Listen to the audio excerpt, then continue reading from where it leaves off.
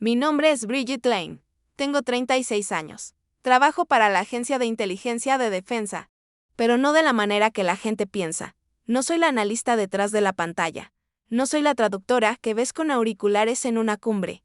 Soy aquella a quien no mencionan en los informes, cuyo nombre solo se susurra dentro de las salas seguras, cuyo rostro nunca aparece en documentos, cuyos registros están sellados más fuerte que el acero. Me llaman Caminante Fantasma.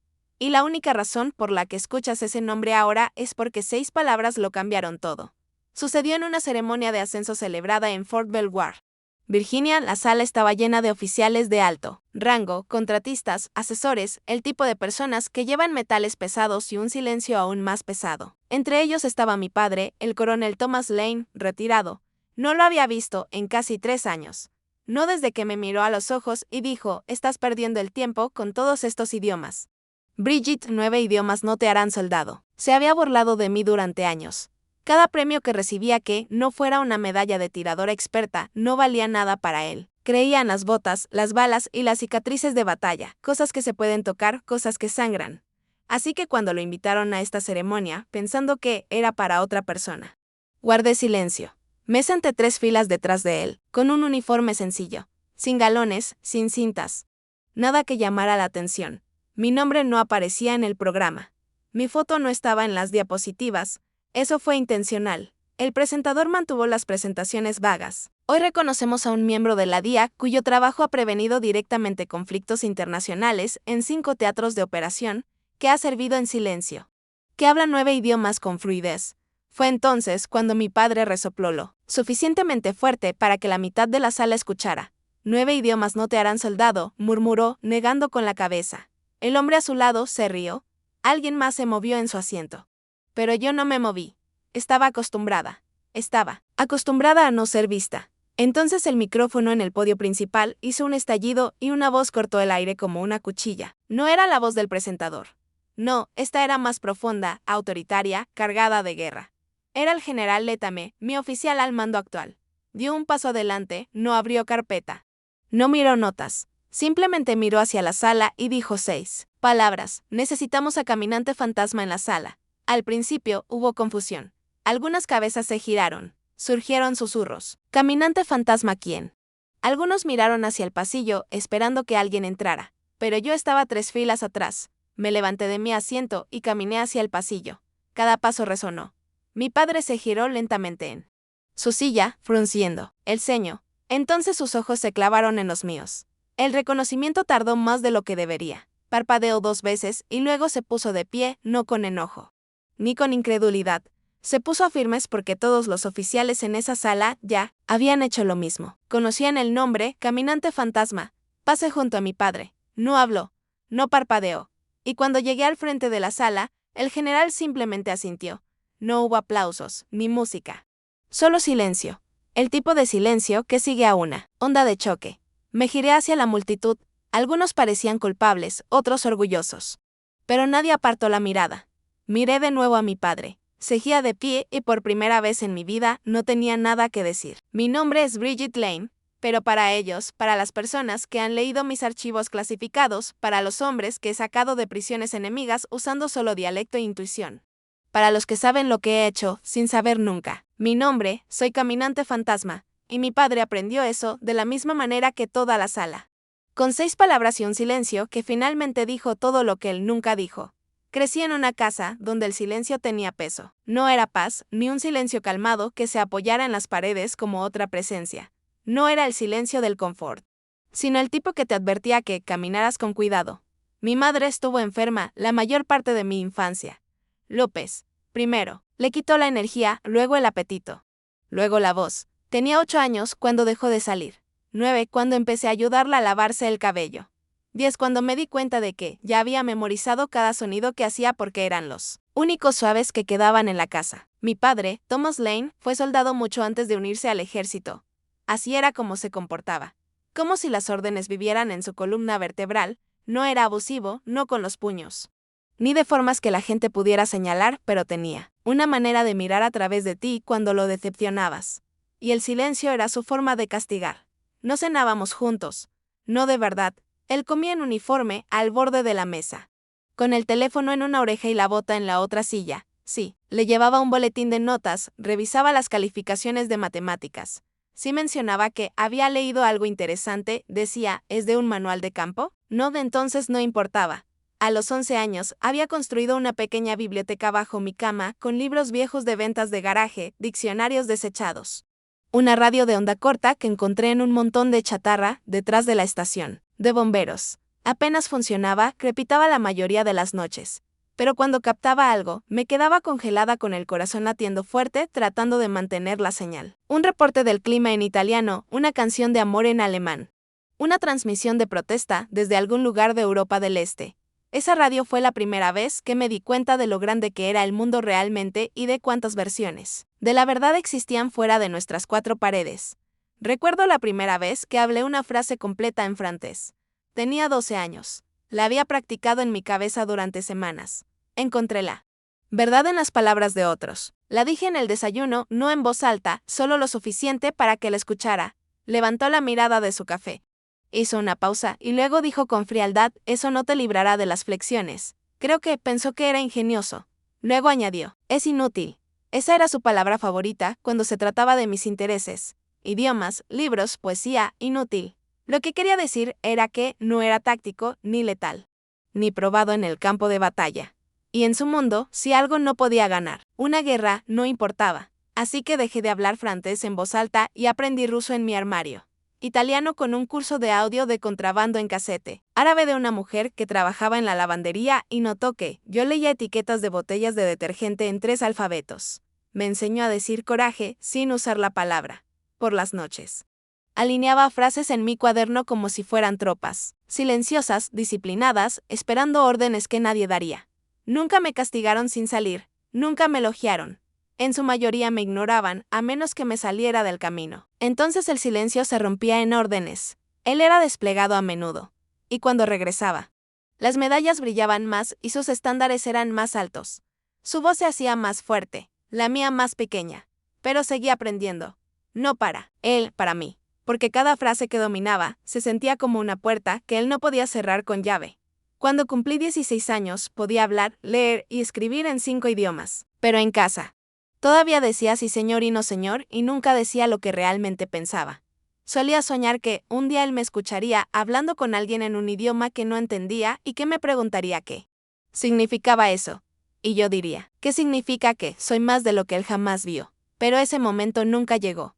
No entonces. Y cuando ese momento llegó, no fui yo quien tuvo que explicar lo que era. Fue mi comandante. Y mi padre no pudo negarlo porque toda la sala ya se había puesto a firmes. Recibí mi carta de aceptación un martes. Era un papel delgado, oficial, del gobierno, con esquinas marcadas y tinta gruesa. La sostenía en mis manos como si pudiera quemarme. Beca completa, ROC, lingüística.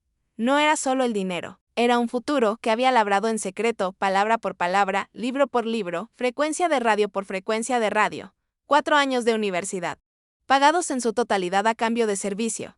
Era todo por lo que había trabajado y lo había hecho sola. Recuerdo que esa noche me senté en la mesa de la cocina, esperando que mi padre llegara a casa. Había dejado la carta donde él usualmente colocaba sus llaves. Esperando que la leyera antes de quitarse las botas. Entró, alrededor de las 8:20, todavía en uniforme, con barro en las mangas. Miró el sobre, lo recogió, leyó la primera línea. Luego lo dobló por la mitad y lo dejó a un lado, justo al lado de la lista de compras. No asintió, no sonrió. Solo emitió un gruñido bajo. Supongo que hablarás 10 idiomas cuando termines, murmuró. Abrió el refrigerador, se sirvió un vaso de jugo de naranja y salió de la habitación. Eso fue todo. No hubo felicitaciones, ni mención de lo duro que había trabajado. No hubo orgullo, ni alegría, solo un hombre que no podía ver valor en nada que no entendiera. La última vez que vi esa expresión en sus ojos, la que tenía peso detrás, fue 1 año antes. Asistíamos a una ceremonia de retiro de su antiguo oficial al mando. Al final, hicieron una mención especial a uno de los invitados. El hijo de su mejor amigo del 75º Regimiento de Rangers. El chico tenía 19 años y ya había completado la certificación de francotirador con distinción. Mi padre brillaba de orgullo. Se volvió hacia mí y dijo, eso sí es un soldado. Esa frase se quedó conmigo, no porque doliera, sino porque confirmó lo que siempre había sabido. Su versión del orgullo solo venía en ciertas formas. rifles, medallas, rangos, no libros, no palabras, no yo. Aún así, hice mis maletas y me fui a la universidad 3 meses después. Elegí una escuela a 6 estados de distancia, lo suficientemente lejos para que él no pudiera parecerse simplemente, lo suficientemente cerca para que no pudiera llamarlo huida. Drag no fue fácil, pero prosperé de maneras que nadie esperaba. Aprendí a disparar, a liderar, a quedarme callada cuando la gente me subestimaba, lo cual era frecuente. Y entre ejercicios de campo y cursos de obstáculos, estudié fonética, sintaxis, dialectos regionales. No solo aprendí a hablar, aprendí a escuchar. Trabajé turnos dobles como tutora de otros cadetes que tenían dificultades con los requisitos de idiomas extranjeros. Reescribí manuales de entrenamiento obsoletos en lenguaje simplificado para despliegues humanitarios. Incluso creé un programa de simulación que usaba variaciones de acento para enseñar a los soldados a identificar amenazas regionales en el campo. Nadie en casa preguntó por eso. Nadie llamó.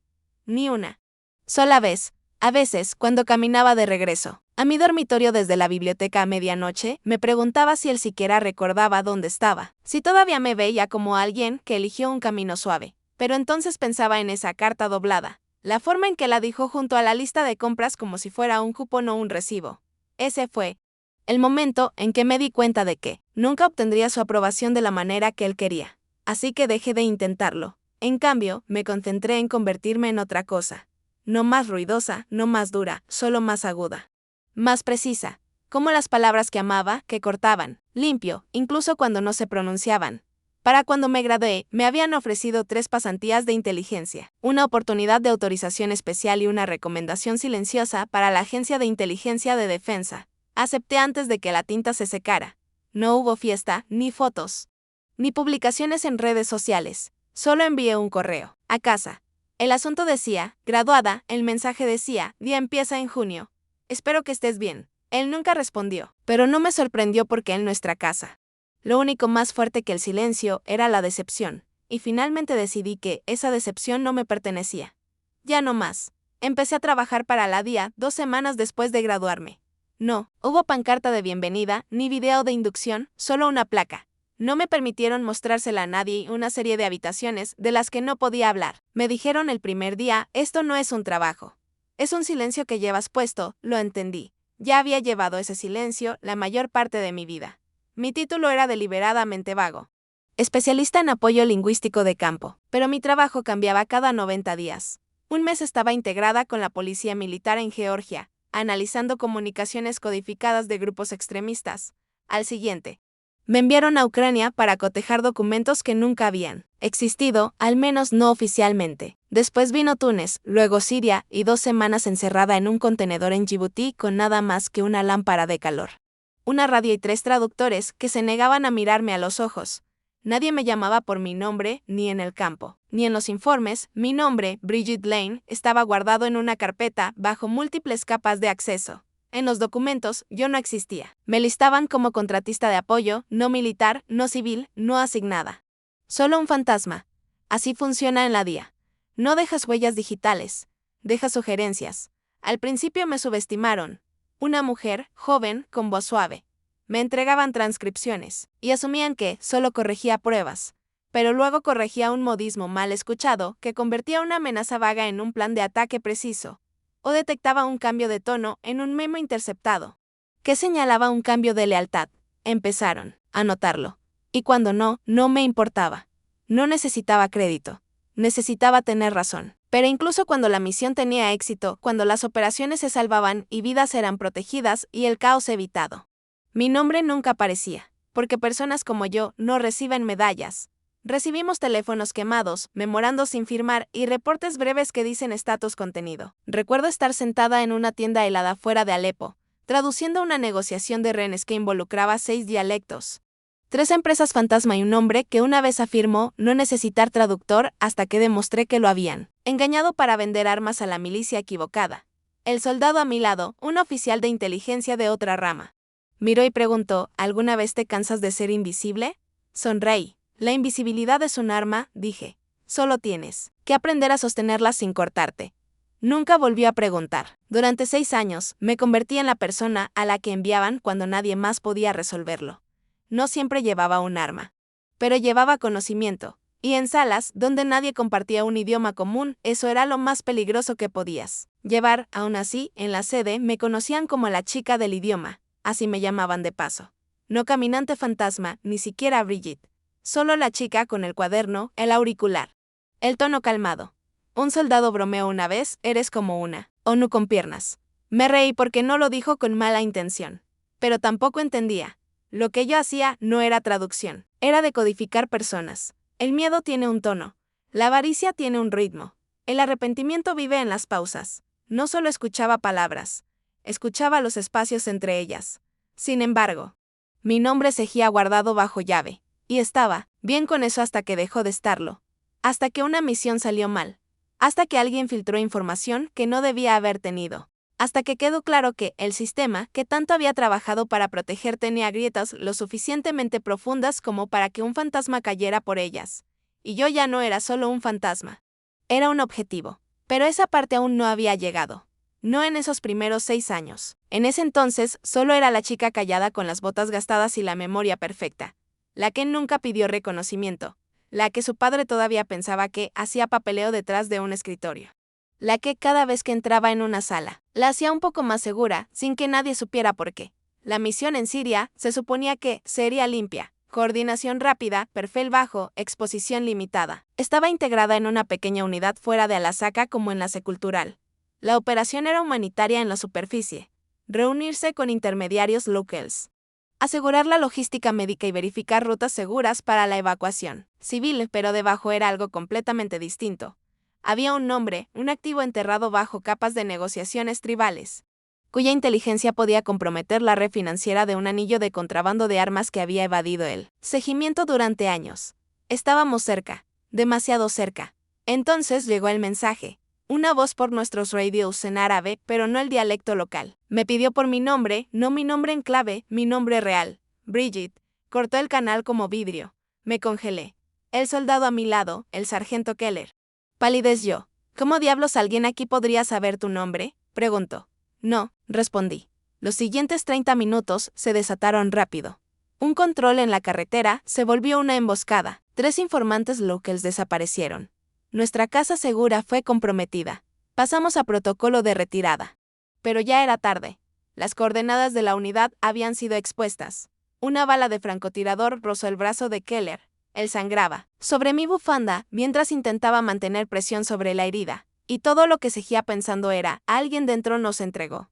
Cuando finalmente salimos en evacuación aérea hacia Eval, bajo apagón, me recibieron 2 oficiales, de la DIA con rostros inexpresivos. No dijeron nada al principio, solo me entregaron una carpeta sellada y me hicieron un gesto hacia una sala silenciosa. Dentro había una transcripción, una lista de comunicaciones entre la oficina de campo en Washington y una nota de autorización en Langley. Mi nombre estaba resaltado en rojo, no mi nombre en clave. No un alias, mi nombre real. Dijeron que podría haber sido una coincidencia, que tal vez se había interceptado una señal de un tercero. Que alguien podría haberse hecho pasar por uno de nosotros. Pero no lo creían, y yo tampoco. Las preguntas llegaron duras. ¿Había comunicado con alguien fuera de los canales oficiales? ¿Había hablado con alguien sobre el activo? ¿Había dejado mi equipo sin vigilancia? Respondí cada pregunta con calma, incluso las que buscaban sacudirme. Pero cuando preguntaron si tenía alguna idea de cómo ocurrió la filtración, dije la verdad, no lo sé. Dije, pero no fui yo. No dijeron que mentía. No dijeron nada. Solo se miraron, escribieron algo y terminaron la entrevista. Después de eso, me retiraron del servicio en el campo. Temporalmente, dijeron, reevaluación administrativa, sonaba más limpio que no confiamos en ti, me enviaron a un puesto de monitoreo en Alemania. Sin operaciones, sin asignaciones, solo informes. Resúmenes de conversaciones que no podía escuchar en vivo. Traducción sin contexto. Análisis sin significado. Se sentía como un exilio, pero no lo combatí porque algo en mí sabía. Esto no era solo las consecuencias de una misión fallida, era deliberado. Alguien quería que me fuera, alguien sabía lo suficiente para hacer que pareciera que yo era la responsable. Y alguien pensó que no me daría cuenta, pero subestimaron lo único que siempre me había mantenido con vida: reconocimiento de patrones, no solo en el lenguaje, sino en el comportamiento, en los puntos de presión. Los datos no cuadraban. La cadena de comunicación era demasiado limpia. La filtración demasiado específica. No fue un error descuidado, fue quirúrgico, Y si alguien dentro del sistema quería borrarme, necesitaría más que señales falsas. Tendrían que silenciar todo lo que sabía, cada voz que llevaba, cada palabra que había aprendido a convertir en poder. Podría haberlo denunciado, escalarlo en la cadena de mando, pero sabía cómo funcionaba esto. Los que filtran información son protegidos cuando están bien conectados. Los denunciantes son enterrados cuando son demasiado silenciosos. Así que esperé, observé, y en la quietud de esa oficina en Stuttgart, empecé a construir algo nuevo. No un expediente, no una queja, un mapa. Uno que trazaba cada firma, cada sello de tiempo, cada anomalía. Y cuando llegara el momento en que los ojos correctos estuvieran observando, me aseguraría de que el silencio se rompiera. No con ruido, no con acusaciones, sino con precisión.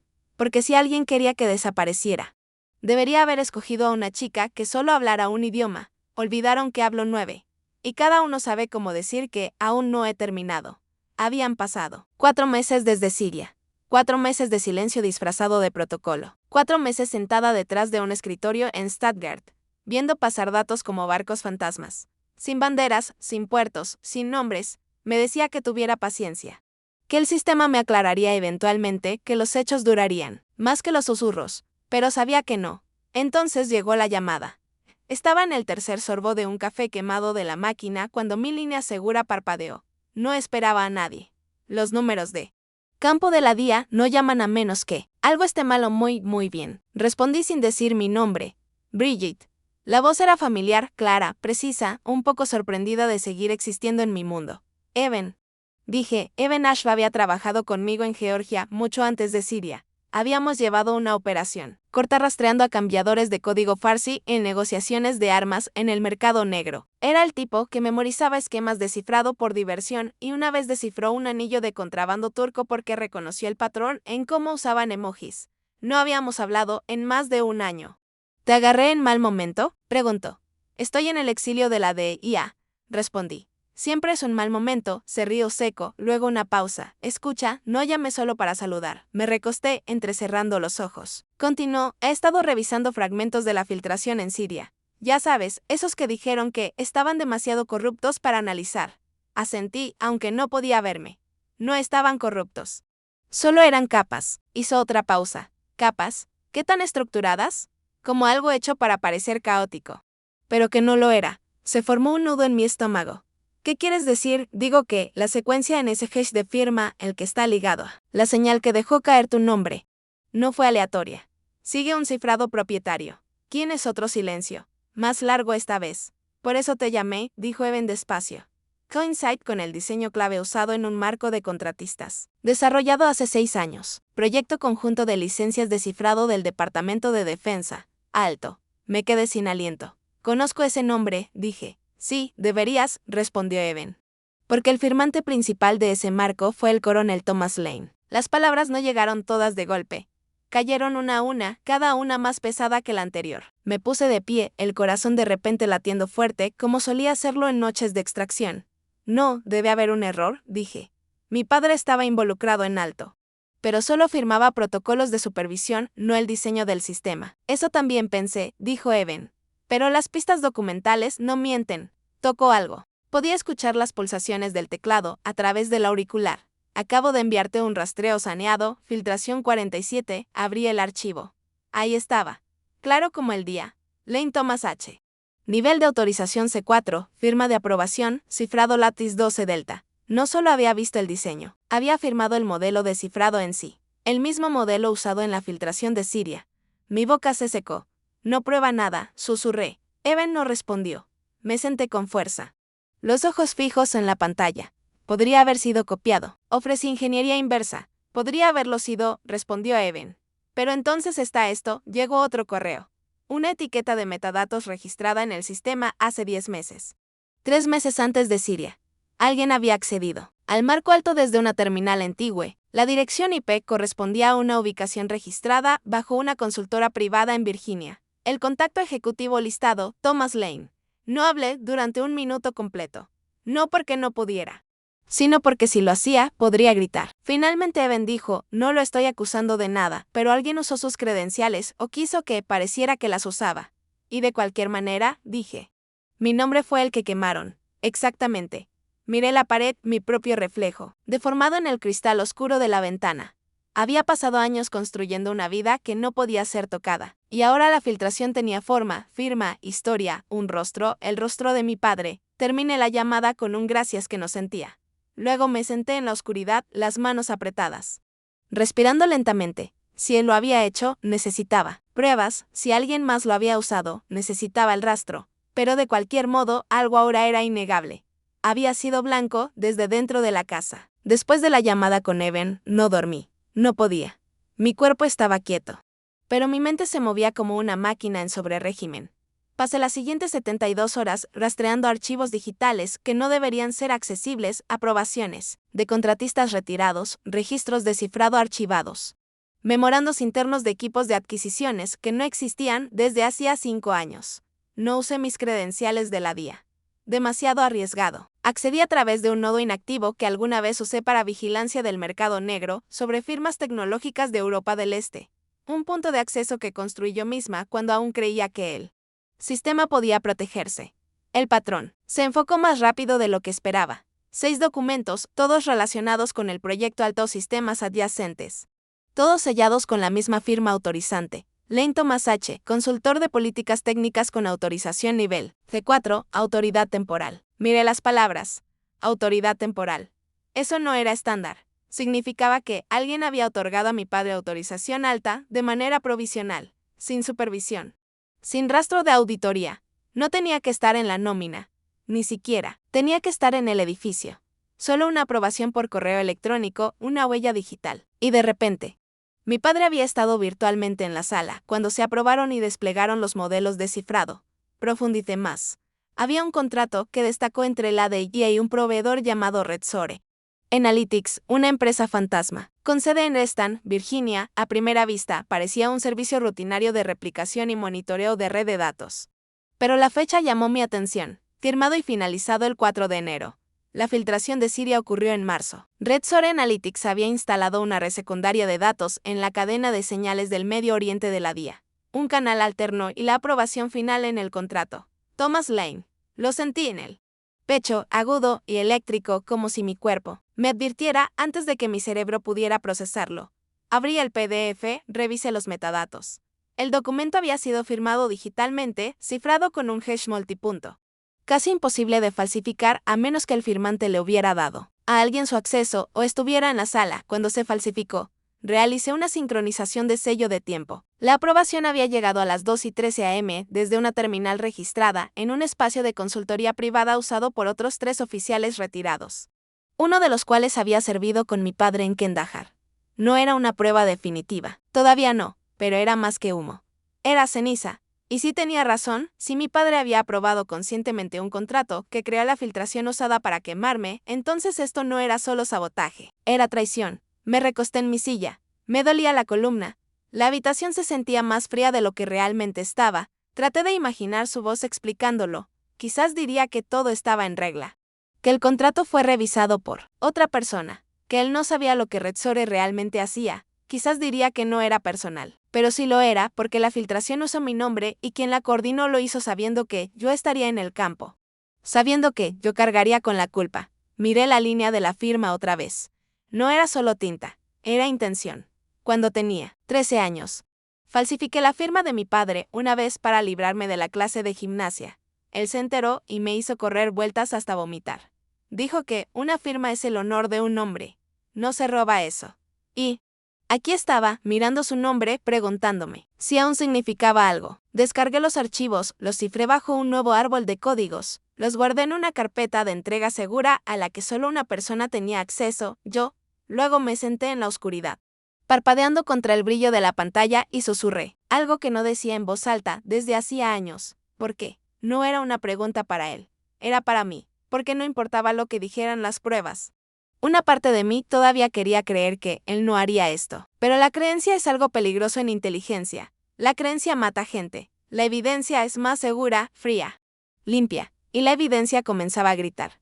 En el momento en que tuve suficiente evidencia para hacer sangrar, justo antes de una acusación completa, supe que no podía pasar por canales oficiales. No directamente, no como yo misma. El sistema ya me había marcado una vez. No sobreviviría a un segundo error. y no estaba dispuesta a darles otra excusa para enterrarme. Así que escribí un informe, 8 páginas, con referencias codificadas, metadatos del contrato RedShore, registros de terminales. Coincidencias de cifrado de la filtración de Siria. Cada nota al pie apuntaba a un consultor con autorización. Nivel C4 que había aprobado acceso irregular al cifrado bajo un marco legado. No puse nombres. En cambio, lo firmé con una identidad temporal, una que había usado años atrás durante una operación contra la desinformación en Moldavia. Aún existía en un relevo seguro. Nunca desactivada. Para la DIA, yo era Alex Marsh, observadora externa de sistemas, acceso nivel 3. Era la autorización justa para sonar real, la distancia justa para que el informe fuera difícil de ignorar. Lo envié por un canal estrecho de inteligencia, directamente a la Unidad de Cumplimiento y Supervisión 3. La OCU-3 manejaba irregularidades internas y anomalías silenciosas. No eran investigadores. Eran limpiadores, pero prestaban atención. Cuando los susurros tenían dientes, 3 días después, alguien mordió. Recibí una respuesta por el mismo nodo seguro.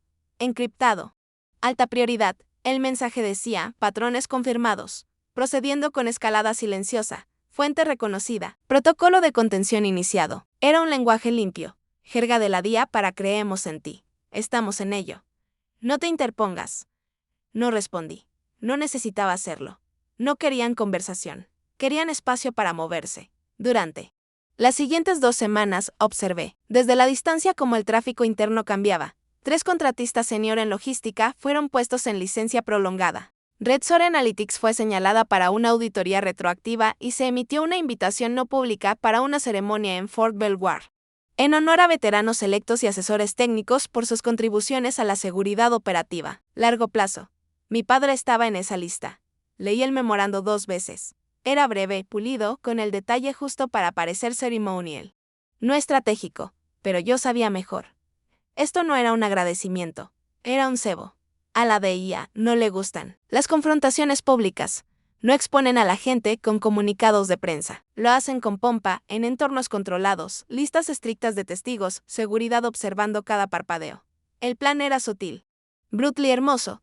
Invitar al hombre que ayudó a probar la filtración, colocarlo en una sala llena de personas que sabían lo que realmente pasó y dejarlo ver cómo el nombre que intentó borrar caminaba al frente y era saludado. No solo iban a denunciarme, iban a hacer que fuera inolvidable. Debería haberme sentido reivindicada, pero en cambio, sentí frío porque ahora que era real, no había marcha atrás. No me dijeron que sería el centro de atención. Pero yo sabía quién más podría ser la prueba, quién más podría estar ahí y mirarlo a los ojos. Me dieron un aviso de 2 líneas. Se le solicita reconocimiento formal en la ceremonia de Belvoir. Se aplicará protocolo estándar. No habrá nombramiento público. Esa última parte me hizo sonreír. No nombramiento público. Pero todos en esa sala sabrían exactamente quién era y qué representaba. Planché mi uniforme por primera vez, en un año. Sin medallas, sin galones, solo la tela estándar, silenciosa, sin adornos como yo. El día antes de la ceremonia, recibí una última actualización a través del canal fantasma. Era de la OCU-3. Objetivos secundarios confirmados. Todos los observadores estarán presentes. El comandante Letame iniciará la exposición. Mantener postura. No involucrarse. Lo memoricé, lo borré. Me senté sola en mi apartamento y pensé en cuánto tiempo había esperado este momento. No para ser vista, sino para ser creída. No sabía qué haría mi padre al verme. No sabía si relacionaría la filtración con su propia firma o si ya lo había hecho. Pero esto sí lo sabía. No tendría que decir una palabra. M y presencia. Haría lo que mi voz nunca pudo. Y en el silencio que siguió, el sistema finalmente respondería. La sala olía a madera pulida y café reglamentario. Conversaciones suaves se filtraban bajo el zumbido, bajo de las luces fluorescentes. Había medallas en las chaquetas. Almidón en cada cuello y silencio, donde antes vivía la sinceridad. El salón principal de Fort Belvoir parecía un lugar que nunca había presenciado duda, pero hoy ya estaba lleno de ella. Llegué 15 minutos antes, como me pidieron. Me escoltaron por una entrada lateral. Mi nombre no estaba en el programa, ni siquiera mi alias, solo una marca silenciosa junto a confirmado. Me sentaron en la fila 3 a 104, sin etiqueta con nombre, sin designación de unidad. Llevaba mi uniforme, sencillo, sin cintas, sin rango. Para la mayoría en esa sala, yo era una observadora silenciosa, una más entre muchas, excepto que no todos pensaban eso. Capté algunas miradas, sutiles, rápidas. Un destello de reconocimiento aquí. Una mirada entrecerrada. Allá, el tipo de mirada que decía, he escuchado historias, pero nadie me habló. No directamente. No las necesitaba porque no estaba ahí para ser saludada. Estaba ahí para ser revelada. Exactamente a las 9 en punto comenzó la ceremonia. Un asistente se acercó al podio. Aclaró su garganta y abrió una pequeña carpeta de cuero. Hoy comenzó, honramos a quienes, con sus contribuciones a la inteligencia operativa de largo alcance, han hecho este país más seguro. Muchas veces sin que nadie conozca sus nombres, escuché a mi padre antes de verlo. Su voz aún conservaba ese filo nítido como botas sobre baldosas. Estaba sentado al otro lado del pasillo, al frente, en la sección VIP. Zapatos pulidos. Postura perfecta, uniforme hecho a la medida para un hombre que en su mente nunca envejecía. Lo anunciaron en segundo lugar. Coronel Thomas Lane, retirado, ex asesor técnico del grupo de trabajo conjunto de cifrado del Proyecto Alto. Aplausos. Medidos, respetuosos. Se puso de pie, asintió. Una vez, orgulloso, pero sin teatralidad. No me vio, todavía no. La ceremonia avanzó rápido, deliberadamente. Los nombres llamados eran vagos. La mayoría se referían solo por iniciales o números de proyecto. Uno a uno, avanzaron, aceptaron una inclinación de cabeza. Y regresaron a sus asientos. Entonces vino la pausa, se cerró la carpeta. Un asistente retrocedió. Una nueva figura se acercó al podio. General Letame, alto, voz grave, rostro marcado por la guerra. No sonrió. Miró a través de la sala como un hombre que atraviesa la niebla. Buscando un objetivo. Cuando habló. Su tono bajó media octava. Este próximo reconocimiento no es ceremonial. Es correctivo. Estamos aquí para reconocer una contribución que ha transformado el panorama de la inteligencia moderna sin reconocimiento, sin protección. Y hasta hace poco, sin nombre. La sala se movió, no con ruido, pero sí de forma notable. Sentí la onda. Pasó por zapatos, sillas y gargantas que se secaron de repente. Mi padre se inclinó un poco hacia adelante. Bledy me continuó, hay alguien en esta sala que fue marcado una vez, no por lo que no hizo, sino por lo que hizo demasiado bien. Alguien cuyo trabajo ha salvado vidas. Desestabilizado redes enemigas y navegado más terreno lingüístico y cultural de lo que la mayoría de nosotros podríamos nombrar. Entonces vino la pausa. Se podía sentir como la sala se inclinaba. Miró hacia arriba y luego lo dijo. Necesitamos a Caminante Fantasma en la sala. 6 palabras, nada más. Pero cayeron como una sirena que nadie había escuchado en años. No hubo anuncio ni foco. Solo silencio.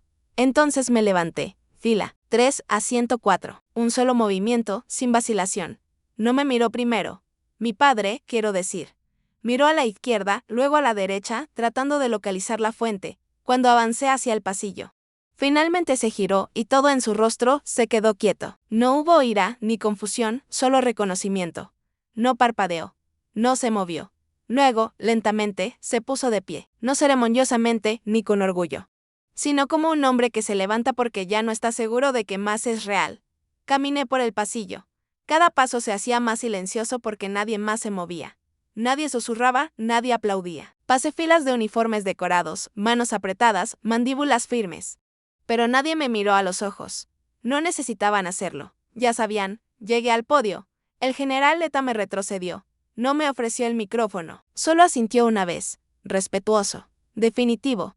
Le devolví la inclinación y luego me giré, mirando a la sala. No saludé. No hablé. Solo me quedé de pie, y en esa quietud. El único sonido fue el roce de la tela cuando los oficiales se enderezaban, en sus asientos, cuando las cabezas se inclinaban, cuando las espaldas se ponían rígidas. El reconocimiento no siempre necesita ceremonia. A veces solo necesita tiempo para finalmente alcanzar la verdad. Miré a mi padre, todavía de pie, todavía mirando. Su boca se abrió un poco, pero no salió ninguna palabra. ¿Por qué? ¿Qué se dice cuando la hija que ignoraste se convierte en la prueba de que estabas equivocado? No se sentó hasta que yo regresé a mi asiento. Y aún así, nunca apartó la mirada. 6 palabras habían roto el guión, pero fue el silencio. Posterior lo que me dijo que nunca podría escribir otro. Mi padre nos salió del salón justo después de la ceremonia. No estrechó manos, ni se unió al informe posterior al evento con los otros retirados. Él simplemente permaneció cerca de la salida trasera, bajo el insignia del Comando de Apoyo de Inteligencia, sujetando su teléfono como si eso pudiera anclarlo a algo que aún comprendiera. Lo observé desde la distancia. No caminaba de un lado a otro, no estaba enojado. Parecía desorientado, como un hombre cuyo compás había girado completamente fuera de eje. Podría haberme acercado y decir algo, pero no lo hice. Hay un silencio más poderoso que cualquier acusación, y yo había ganado el derecho a usarlo. En cambio, esperé. 5 minutos después, finalmente se movió, lento y deliberado. Como si sus botas pesaran más de lo que recordaba. Salió al borde del estacionamiento, donde una bandera ondeaba suavemente con el viento. Allí hizo la llamada. Solo sé lo que se dijo porque Evan, mi contacto en la DIA, monitoreaba esa línea. No porque desconfiáramos de él, sino porque un hombre como Thomas Lane no cambia a menos que se vea obligado a enfrentar algo innegable. Necesitábamos saber cómo cargaría la verdad. Marcó un número etiquetado como Charlie J. A la antigua, probablemente un viejo amigo de sus años de despliegue. La línea hizo clic, y mi padre ni siquiera esperó las formalidades. Charlie, dijo, ¿alguna vez has oído hablar de Caminante Fantasma? Hubo una larga pausa al otro lado, luego la voz. Firme y plana, no sé quién es ella. Pero sé una cosa. Si Caminante Fantasma estaba en la sala, la misión vivió. Mi padre no respondió de inmediato. Exhaló audible. Ese tipo de exhalación que saca algo del pecho de un hombre sin que él lo note. ¿Lo repites?, preguntó. Lo dije, repitió Charlie. No sé su nombre, pero sé el nombre en clave, cada unidad que alguna vez tuvo a Caminante Fantasma. En el expediente de operación, regresó a casa. Mi padre volvió a quedarse en silencio. No por confusión esta vez, sino por reajuste. Puedo imaginar su mente corriendo hacia atrás, tratando de relacionar susurros de años atrás, éxitos sin nombre, informes codificados, conmigo, Bridget, su hija. La que una vez llamó inútil con un mapa, la que nunca disparó un arma de verdad, la que leía periódicos extranjeros con un bolígrafo rojo y marcaba patrones de sintaxis como si importara más que la puntería, la que nunca recibió un solo aplauso en su propia casa. No sé cuánto tiempo estuvo allá afuera, pero cuando colgó, el sol ya comenzaba a ocultarse tras la línea de árboles de Virginia. No volvió a entrar. No se detuvo a hablar con nadie más. Caminó lentamente hacia las llaves de su coche, apretadas en la mano. Pero en lugar de arrancar el motor, simplemente se sentó un momento mirando a través del parabrisas, no a la carretera ni al edificio, solo al crepúsculo. Y yo estaba dentro. Cerca de las puertas dobles, observando su silueta tras el cristal. No parecía victoria. Ni siquiera parecía arrepentimiento. Parecía recalibración, como si intentara reescribir toda una historia que se había contado a sí mismo durante años sobre el poder, el valor, su legado y sobre mí. No necesitaba que se disculpara. No entonces, tal vez nunca, porque hay verdades que no exigen disculpas, exigen reconocimiento, y hoy no tuvo más opción que reconocerme. El hombre que me crió para creer que era ordinaria acababa de aprender, frente a una sala llena de oficiales, que yo había sido todo menos eso. Esa noche conduciría a casa pasando por los letreros que ambos conocíamos, pasando por la base, donde solían saludarlo y entrando en una casa que nunca había resonado con aplausos para su hija, pero que ahora guardaba el nombre Caminante Fantasma, en alguna parte entre sus paredes. Se serviría una copa. Se sentaría en la silla en la que siempre se sentaba. Pero la habitación no se sentiría igual porque el silencio tiene forma y el mío finalmente había tomado su lugar. Y tal vez, solo tal vez, cuando le encendiera las noticias de la noche y escuchara sobre una operación casi fallida interceptada, en tiempo real, se detendría.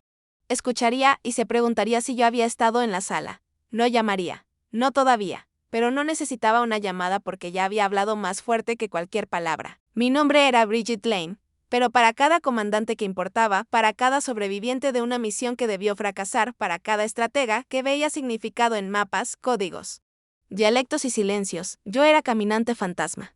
Y, ahora él también lo era, le gustara o no. Dicen que la ceremonia es donde se entregan los títulos, pero el salón social es donde se hacen los juicios. No pasó mucho tiempo después de bajar del escenario, con mi nombre aún resonando en varias mentes. Cuando entré al salón de oficiales con un vaso de papel con café quemado y una cabeza llena de silencio, al principio nadie dijo nada. Un tipo de silencio que parece respeto, pero huele a evaluación. Luego, justo detrás de la alta máquina expendedora, cerca de la mesa trasera, escuché el primer susurro. Caminante Fantasma. ¿En serio?, resopló una voz. Es lingüista. Se sienta en un escritorio, no detrás de un gatillo. Otro se unió, voz más grave, como si fingiera ser serio. Pero no pudo evitar la sonrisa. Quizás sea una nueva movida de relaciones públicas. Ponerle un nombre cool a los analistas de escritorio. Lo llaman branding táctico, risas contenidas, no explosivas, no confiadas. El tipo de risas que necesitan compañía para sobrevivir. Todavía no sabían que estaba ahí. No sabían que las paredes guardan más que sonidos. No sabían que las palabras dichas de lado aún viajan en línea recta. Otra voz que escuché, solo ha estado desplegada en campo 2 veces. Todo el expediente de Siria fue redactado. Conveniente. Él preguntó a alguien más. Esa, me sorprendió. Era tranquila, medida, y reconocí la voz. Era el mayor Lawson. Había servido en Túnez cuando traduje un código rebelde antes de que llegara nuestro convoy. No lo dijo en voz alta. No subió el tono, pero el silencio a su alrededor se quebró un poco. Otro respondió, medio broma, clasificado, solo una palabra elegante para no verificable. Y luego una voz más profunda, ella ha hecho más que la mayoría de ustedes en esta sala. Ella nunca se jactó de eso. La sala se movió. Fue sutil. Una silla raspó el suelo. Un vaso fue puesto con demasiada fuerza. El mayor Dawson, un oficial de logística de Georgia. Había leído mis informes, una vez me dijo que mi análisis salvó un envío de equipo de $3 millones. Nuevamente, nadie discutió directamente. Simplemente se ajustaron, cambiaron de tema. Siguieron hablando sobre un nuevo protocolo de IA que se estaba probando en mapeo con drones. Pero el ambiente había cambiado. Nadie me dijo nada a la cara. Nadie se atrevió a acercarse con una broma o un reproche, porque la gente no se burla de una sombra. Y ahora no sabían dónde estaban mis límites. Pero la burla, aprendí, no siempre lleva uniforme. Viene disfrazada de duda. Se cuela en las esquinas de la conversación. No lo suficientemente fuerte para confrontar, pero sí para herir. Mientras estaba junto a la ventana tomando mi café, aún podía oírlo. Caminante fantasma. Vamos, fluida en 9 idiomas. No es exactamente poder de fuego. Probablemente escribe poesía en farsi. No me inmuté, no los corregí. No expliqué cómo la poesía y el farsi una vez desarmaron a un negociador talibán el tiempo suficiente para que rescatáramos a un intérprete herido de una zona de emboscada. No expliqué que los 9 idiomas no eran para mostrar, eran escudos, espadas, líneas de vida y a veces llaves para puertas que nadie más podía ver. Porque esto es lo que no entendían. El reconocimiento cuando finalmente llega no silencia los ecos de la burla. Solo les da un escenario para que se avergüencen. No quería venganza. No necesitaba sus aplausos. Lo que necesitaba, lo que siempre había necesitado, era escucharlos y elegir no ser pequeña como ellos. Un capitán pasó junto a mí, se detuvo y asintió. Luego se acercó un oficial joven. El teniente segundo Ramírez. Estaba nervioso, sostenía una carpeta con demasiada fuerza. Solo quería decir que leí tu análisis sobre el paquete báltico del año pasado. Nos ayudó a descifrar un canal muerto. Asentí. No dije mucho. Solo que me alegraba que hubiera ayudado. Se quedó un segundo más y luego se fue. Ni rápido, ni lento. Los burlones lo notaron y lo odiaron. Porque cuando te burlas de alguien que no reacciona, esperas que se encoga. Pero cuando otros comienzan a notar que el silencio no es debilidad sino control, ahí la burla comienza a volverse hacia adentro. Salí del salón 10 minutos después, sin mirar atrás, y en el pasillo pasé junto a un analista junior que miraba mi nombre en el tablero de anuncios. No habló. Pero sus ojos no se burlaban ni dudaban. Estaban curiosos. Y eso fue todo. Lo que necesitaba. Después de la ceremonia, esperaba atención, pero no ausencia. Mi padre no se acercó, no se quedó en la recepción, no ofreció un apretón de manos, ni siquiera un gesto con la cabeza. Salió del edificio en cuanto se apagaron los aplausos, cabeza en alto. Espalda recta, como fingiendo que su mundo no se había desplazado. Durante 3 días no hubo nada. Ni mensajes, ni llamadas, ni una palabra por los canales familiares. Y entonces, la 4ª mañana, vi un correo. Sin asunto, sin firma, solo un adjunto, un archivo etiquetado nada, vacío salvo por una sola frase, escrita justo en el centro de una pantalla blanca en blanco. Si firmo una confesión. ¿Harás público esto? Sin saludo, sin explicación. Solo eso. Por un momento no respiré. Miré esas palabras como si fueran código, cifradas, no en idioma, sino en vergüenza, miedo y cálculo. Porque él sabía. Lo había sabido quizá incluso antes de la ceremonia. O tal vez en el momento que escuchó esas 6 palabras, necesitamos a Caminante Fantasma en la sala, comenzó a juntar las piezas. No era un hombre estúpido. Thomas Lane había sobrevivido 3 misiones de combate y escrito 2 manuales de ética militar. Pero la ética es más fácil de escribir que de vivir. No respondí de inmediato, cerré el archivo, me alejé, me senté en el suelo de mi apartamento con la espalda contra el refrigerador y miré al techo casi 1 hora. Lo que él pedía no era sobre culpa, era sobre control. No pidió perdón, no ofreció claridad, ni siquiera dijo lo siento, pidió contención. Preguntó si protegería el legado al que aún se aferraba como una bandera desgastada, y por primera vez en mi vida. No me sentí pequeña bajo su sombra, abrí mi portátil y respondí con una sola línea. No, pero ya no soy la niña que teme a la luz. No dije que lo expondría. No dije que no lo haría. Solo dije la verdad, la dinámica de poder había cambiado. Ya no necesitaba su nombre, su aprobación, su permiso. Me había convertido en una fuerza, según mis propios términos, un nombre que susurraban en los informes de sitios negros. Una silueta en los registros de emisiones demasiado sensibles para publicar. Había vivido tras códigos y niveles de autorización, pero ahora caminaba con uniforme completo y nada que demostrar. No respondió, ni ese día ni el siguiente. Pero supe que lo leyó porque más tarde esa semana. Una notificación silenciosa vibró en mi teléfono. Una alerta de una carpeta archivada, encriptada que había olvidado que aún estaba sincronizada con mi red doméstica. Mi padre había accedido a un archivo, el cifrado original del despliegue en Siria, el que tenía su firma de aprobación enterrada en los metadatos. No probaba culpabilidad, pero sí conciencia. Y en silencio, confirmó lo que siempre sospeché. No había saboteado el sistema, él simplemente desvió la mirada cuando alguien más lo hizo para proteger un trato, una posición o quizás solo una jubilación cómoda. Cobardía, no corrupción, pero cobardía. Aún así, deja sangre en el suelo. Ese fin de semana fui a casa, no a visitar, solo a quedarme afuera. No había cambiado. El mismo camino de concreto agrietado. El mismo columpio chirriante en el porche, las mismas persianas cerradas. Incluso en una mañana de domingo, no toqué la puerta. No necesitaba otra habitación sin palabras. En cambio, saqué mi teléfono. Abrí la aplicación de notas y escribí un mensaje final que nunca envié. Criaste a una hija que habla 9 idiomas con fluidez, pero nunca aprendiste el más simple, la verdad. Lo cerré, lo guardé en una carpeta bloqueada llamada no enviado, luego me di la vuelta y caminé de regreso al auto. Porque hay cosas que merecen permanecer sin decir, pero no porque no importen, sino porque decirlas no cambiaría quiénes son ni quién me he convertido. 3 semanas después de la ceremonia. Recibí la notificación, un mensaje cifrado enviado, por el relevo interno de la DIA marcado como sensible pero no operativo. El asunto decía, confirmación audiencia disciplinaria, caso compromiso interno 647B. Me cortó la respiración. Toqué para abrir el archivo. Thomas Lane se presentó, voluntariamente en una audiencia interna clasificada, no bajo investigación, sino bajo divulgación personal. Entró en una sala de conferencias segura en Arlington. Sin invitación ni convocatoria. Se sentó frente a una mesa de oficiales de ética y auditores de inteligencia y dijo 7 palabras. Autoricé a un contratista que no verifiqué. No hubo dramatismo, ni intento de desviar la culpa. Lo admitió claramente. Hace 6 años, agilizó un contrato descifrado porque la firma fue recomendada por un oficial colega con vínculos políticos. Firmó sin un análisis completo del código, no advirtió las anomalías, no notó la puerta trasera abierta en la capa de transmisión. O tal vez sí, pero no lo detuvo. De cualquier modo.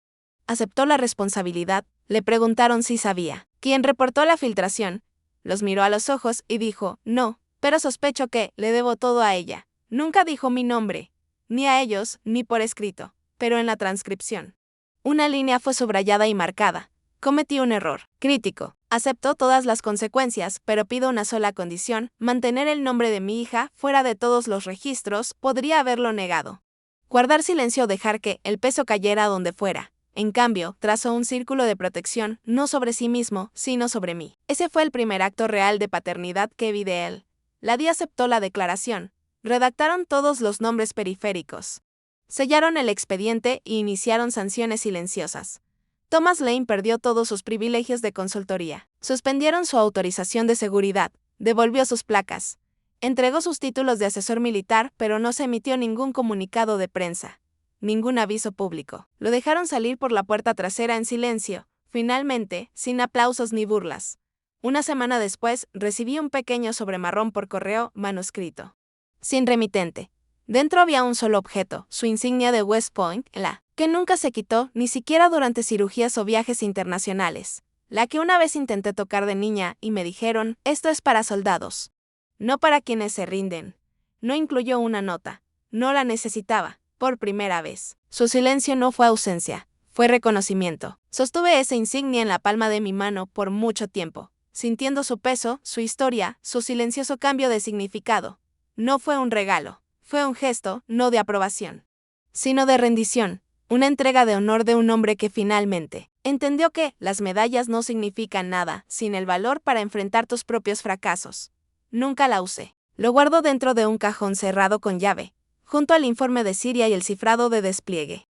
Al lado de la confesión, sin firmar que escribí pero nunca envié, porque he aprendido que el legado no se trata de titulares o decoraciones. Se trata de lo que haces cuando nadie aplaude, cuando nadie mira, cuando el único aplauso viene de la verdad asentándose dentro de tu pecho, silenciosa, permanente y ganada. Nunca volvieron a decir la palabra caminante fantasma en presencia de mi padre, no por miedo, sino por respeto. Y él nunca volvió a preguntarme si haría público algo, porque finalmente sabía que no lo necesitaba. La justicia que quería no era destruirlo.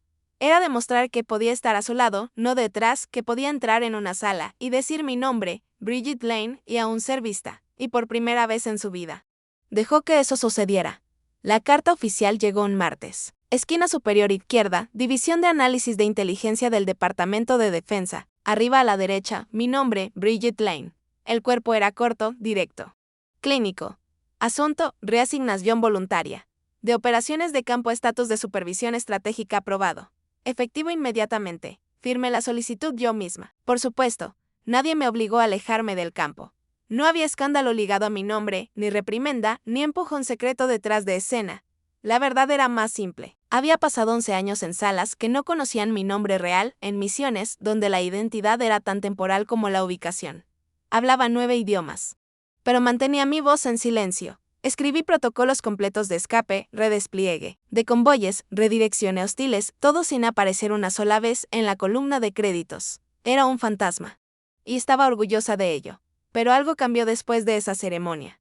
No solo en mi padre, sino en mí. Ya no necesitaba las sombras, así que pedí la reasignación, un nuevo rol, directora de entrenamiento estratégico en idiomas y cultura. No sonaba emocionante, no hacía titulares, no venía con medallas ni operaciones encubiertas. Pero significaba formar a la próxima generación, moldear mentes. No solo misiones, significaba tomar lo que había aprendido en el campo, las señales perdidas, los fallos en dialectos, las minas culturales y asegurarme de que nadie volviera a caer en ellas a ciegas. En el campus de la DIA, en el norte de Virginia. Mi oficina tenía una ventana de verdad.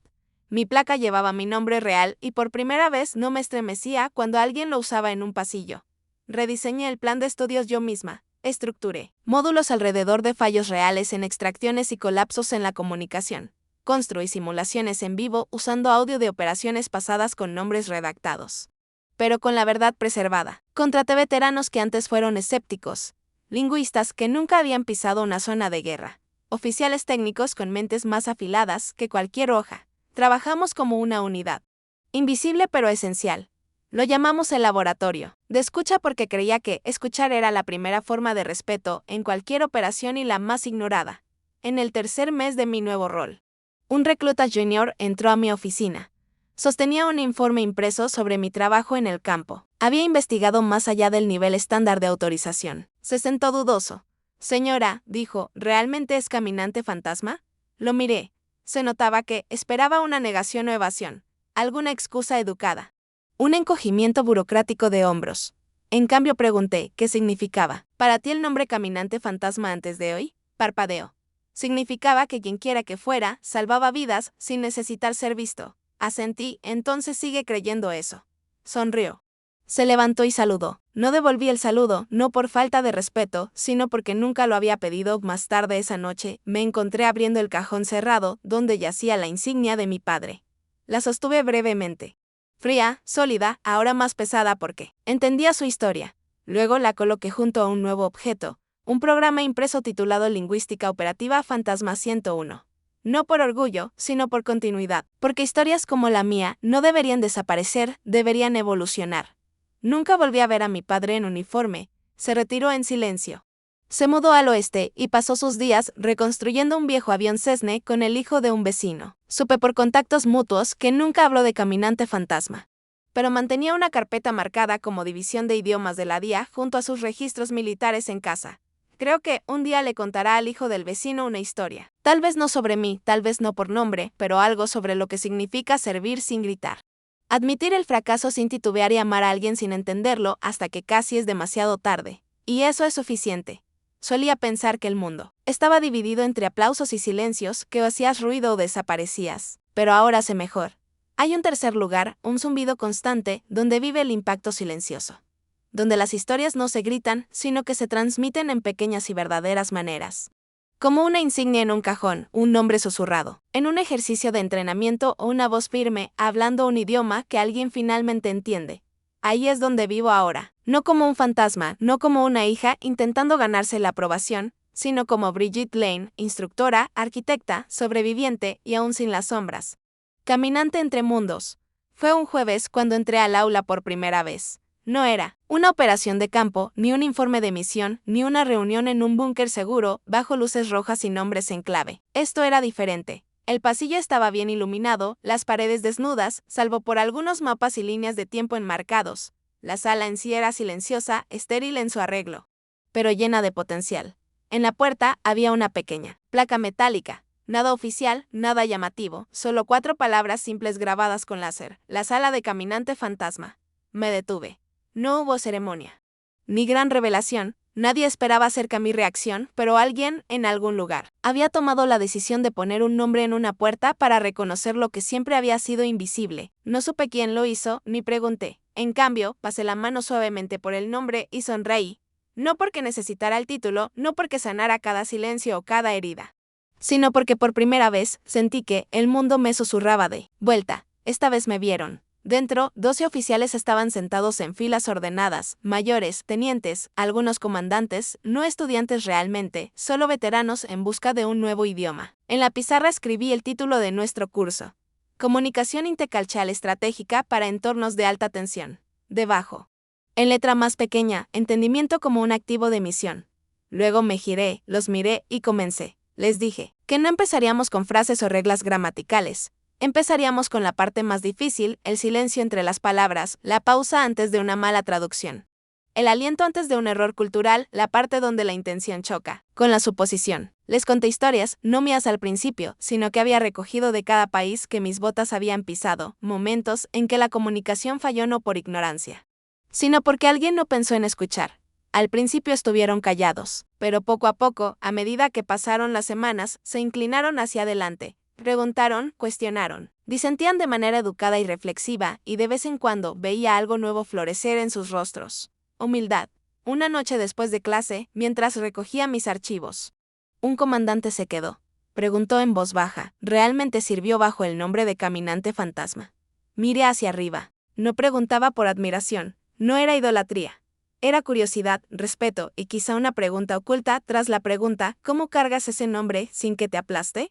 Asentí y añadí, pero el título importa menos que cómo lo usas. Él sonrió, y se fue, y yo me quedé allí sola un rato, dejando que el silencio se asentara a mi alrededor como un abrigo familiar y gastado. Esa noche, caminé a casa bajo una lluvia suave, no intensa, lo justo para difuminar la ciudad en algo más amable. Al llegar a mi puerta, vi una pequeña caja en el porche, sin remitente, sin firma. Pero reconocí instantáneamente la letra, en la etiqueta. Dentro había una foto, descolorida pero intacta. Era yo, de 10 años, sentada en el suelo, con un libro desgastado en el regazo, ojos abiertos en plena lectura, ese tipo de foto para la que nadie posa. Debajo, un papel doblado, mecanografiado y centrado. Una vez dijiste que querías cambiar el mundo con inteligencia. Quizá lo hiciste, sin firma, pero no la necesitaba. Mi padre nunca aprendió a decir «estoy orgulloso de ti» en ninguno de los idiomas que hablaba. Pero justo ahora lo había dicho en el único que importaba, el lenguaje del reconocimiento. Le tomó toda una vida, y a mí casi tanto darme cuenta de que algunas personas te aman en dialectos que no te enseñan a escuchar, con silencios. Miradas a medias y gestos como papeles doblados guardados en cajas silenciosas. Nunca volvimos a hablar después de eso, pero fue suficiente porque lo último que me envió no fue duda ni reproche ni otro recordatorio de lo que no era. Fue una foto de una niña que creía que las palabras podían mover el mundo y un padre que finalmente la dejó. La clavé en el corcho junto a mi escritorio, no para recordarme a él, sino para recordarme la promesa que hice cuando era esa niña. Que la inteligencia solo es útil si está al servicio del entendimiento, que la precisión sin empatía es solo ruido y que las verdades más profundas a menudo hablan sin sonido alguno. Antes de despedirnos, nos encantaría saber desde dónde nos estás viendo. ¿Es una mañana tranquila con una taza de café caliente o una noche tardía en la que historias como esta te acompañan? Cuéntanos en los comentarios, leemos a todos. Con gratitud. Y si esta historia tocó tu corazón, por favor considera suscribirte al canal, no solo para escuchar más historias como esta, sino para ser parte de una comunidad que aún cree en la bondad, la sanación y las segundas oportunidades. Gracias por compartir tu tiempo con nosotros hoy. Donde quiera que estés, esperamos que lleves esta historia contigo. Y recuerda, a veces el milagro no llama a tu puerta. Espera en silencio hasta que estés listo para abrir tu corazón. Cuídate y nos vemos en la próxima.